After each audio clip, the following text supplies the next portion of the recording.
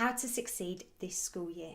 Guess what? Last year is last year. You are not that person that you were when you were at school last year or the year before. We are forever moving forward. So stop looking at where you were and let's look at where you're going. You might have new lessons, you might have new teachers, you might have had your options, therefore you've got your subjects that you enjoy that you can focus on and let go of those ones that you don't like as much. So this is about you moving forward. However, I need you to believe in yourself. I need you to recognise that this is a fresh start. We get to have, as young people, I say we, it's because I feel one, we have that opportunity to make New Year's resolutions twice a year. January the 1st, like everybody else, but also that first day back at school. So what I'd love for you to do is just think about, what is it that you want to achieve this year? What is it that you want to focus on this year? And just have that at the back of your mind, because I promise you that if you know what it is that you want to achieve, where it is that you want to go, how do you want to do it, it can just help make your life so much easier. So my first thing that I'd love for you to do, certainly as we embrace this new school academic year, is to declutter and get organised.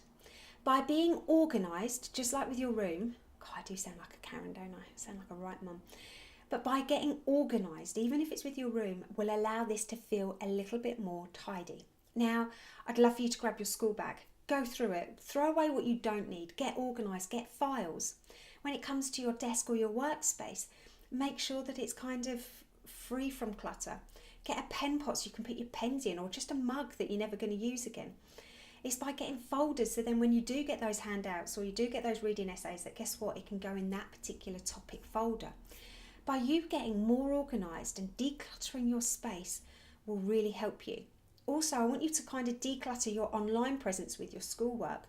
Make sure that you've got folders. With your emails, make sure that you act on them. So if you've got any that you kind of keep getting coming through, I'm trying to get my words out and they're not coming out very well. As you get those incoming emails that you don't need, unsubscribe, because again, it's by staying organised, by staying on top of these things, such as your emails, that it makes it kind of that less when you do go through it. So really bite the bullet and really go for it now and get yourself organised. My next top tip is to find an accountability buddy. Well, what do I mean by that? I mean, find somebody, whether that's a friend, a trusted adult, a family member, or even a teacher that you're close to. Find somebody that you can share what you're looking to achieve this year. Because then by you having somebody that will check in on you and how you're getting on with that will be a really good motivator. So this year, my friend Ian and I are writing a book. I've told some of my school kids at my primary school, they are the best accountability buddies, because they forever keep coming up going, Jojo, how's your book, and things like that. And it's great because it allows me to stay focused. So think about, what is it that you want to achieve, and then find that person that you can really trust and go to help you stay on track. My next one is, I'd love for you to find a passion project. I would love for you to find something that you really enjoy outside school. So it might be an after school club, it might be a new sport, a new hobby, it might be volunteering, it might be, and with that volunteering, it might be going to a food bank or library or litter picking or going to a church to help out. It's having that ability to have something that you look forward to. Now, by having something that you look forward to allows you to connect with other like-minded people, but also it gives you that sense of giving. Living is giving. By helping others and giving and doing what makes your heart happy can really help you during those times where school life might be a bit tough. My next top tip is to reduce your distractions. I say that because it's not just you that struggles with that. That is a majority of the nation. That is a majority of the world. I want you to think about, what are your biggest distractions? Now, for me personally, it can be my phone. So, okay, Joe, it's your phone. What can I do about it? So I can put my phone on aeroplane mode or do not disturb. Alternatively, I can grab an elastic band and put it around my phone. So when I look at my phone and I'm like, why have I got an elastic band around it? Then I can consciously remind myself, because you're trying to go on your phone less. So no matter what it is, you can find something that you can overcome those distractions. Distractions are horrid because you can wake up with the biggest and best motivation, but actually, as soon as we get those distractions, it can really, really drag us down. And then guess what? Oh, I'll do it tomorrow. Okay, this is where we're getting a bit quirky. My other one is to get on the good side of your teachers.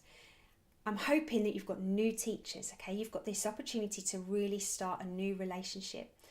Now, just to remind you, your teachers aren't driving into work thinking, do you know what, I really want to make Jo's life hell at school today. Or I really want to C4 Jo, which is like behaviour system, like give them detentions. Or I really want to make her life really hard today and give her a detention. They don't. Teachers just want to do something really simple. They want to come into work. They want to teach what they love. Okay, what they love. And then they want to go home again. And with that, you've got the opportunity, even if you've had a reputation in the past, to shake it. Now, if you've got a reputation of being a bit of the class clown or being the cheeky one, then I need you to remind yourself that it is possible to shake that reputation. It's just going to be a little bit tricky, that's all. But you can do it. If you really want to do it, and I've seen kids do it. You can do it. I do believe in you there. Okay, and this is the real weird, quirky one. I want you to get into the habit of studying when you don't need to. If we just wait for our work to come in, guess what? We're going to be kind of working on demand, which makes it really hard for us to get into that kind of rhythm. But what I'd love for you to do is I'd love for you to have either set days or a block of time where it is study time. Now, with that, it might be a little bit less than what you do, but what happens is when the work does start to come in, when the revision is needed to be done, guess what? You're already into the habit of doing it. So I know this sounds a bit silly because you'd be like, well, let's make the most of not doing any work. But actually, there's always work for you to do.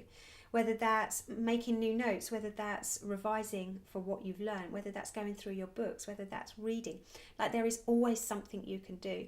So it might not necessarily be the intensity that you'd be doing compared to maybe in a few months, but it's getting you into the good habit of studying. So listen, I'm going to leave it there because Little Miss Chatbox, I could keep going. But I really believe in you.